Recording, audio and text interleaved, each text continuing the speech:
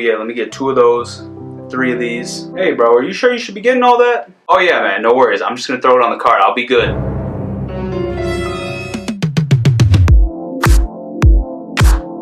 What's up you guys, my name is Antoine, welcome to my channel, and today I'm going to be going through how to get out of credit card debt. Credit card debt is something that plagues more than half of all Americans that have credit cards. So if you're suffering from credit card debt, just know that you're not alone, and that hopefully this video can help you crush your credit card debt. And it's really truly easy to get carried away with things like Apple Pay and Samsung Pay, where it doesn't even feel like a transaction anymore. We just walk in, wave a magic rectangle, and then everything's paid for. And we're all humans and we all make mistakes, and sometimes we make really expensive mistakes. So the first thing you're going to want to do is how much do you owe, at what rate, and who do you owe? I know it can get overwhelming at times and you don't want to think about it and you want to pay whatever it takes just to be able to move on from it and not have to think about it.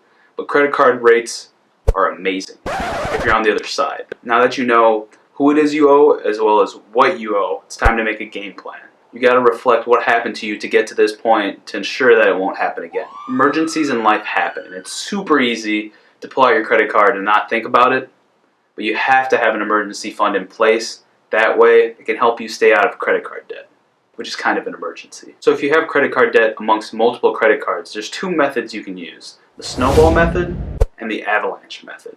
The SnowBall Method is paying off the credit card with the lowest balance.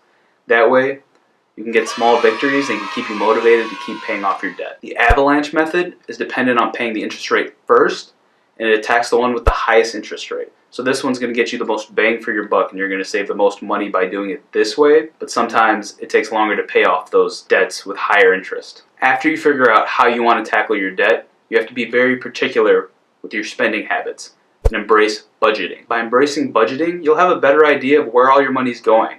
And this way you can cut the fat and start piling all your money towards your credit card debt. Whether that's scaling back on entertainment or eating out or even vacations. Budgeting is definitely difficult and takes discipline. But if you can see the light at the end of the tunnel of being out of credit card debt and potentially saving hundreds of dollars in interest every month that you can spend responsibly in the future by investing. If you truly have a credit card problem, definitely consider switching to just using cash. I know it sounds a little prehistoric, but it will definitely have you rethinking purchases if you have to physically exchange something. Now, once you've taken a good look in the mirror to see what you can do better to stay out of credit card debt, you can now explore the world of balance transfer cards and personal loans. If you have a solid credit score, consider checking out balance transfer cards. And balance transfer cards are credit cards that have introductory 0% interest rates for the first, year to year and a half. But keep in mind that these typically have a balance transfer fee of 3 to 5%. But if you truly have a credit card problem, I would not recommend this at all, just because you could just keep abusing your 0% interest credit card for the whole introductory period. By the end of it, you're in an even bigger hole. Now, if you're looking into the personal loan option, you could be looking at credit unions, banks, private lenders in order to get a personal loan. You would then use the personal loan to pay off all your credit card debt. And personal loans typically have a lower interest rate, around 6 to 10% depending on your credit score, which is way lower than the 20+% credit cards will charge you. Now, if you have assets like a house or a car, you could borrow against them, using them as collateral. But I would definitely be